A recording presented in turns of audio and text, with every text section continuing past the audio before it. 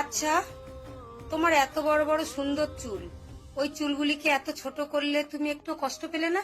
না, একদম কষ্ট পাইনি, বরং আমার একটা নতুন সুন্দর একটা লুক পেয়ে আমি খুব হ্যাপি।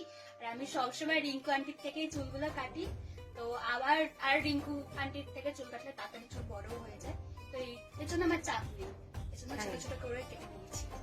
আচ্ছা, আবার আসবে তো এই পার্লারে? হ্যাঁ, বারবার আসি, আমি বারবার আসবো। Thank you. Thank you.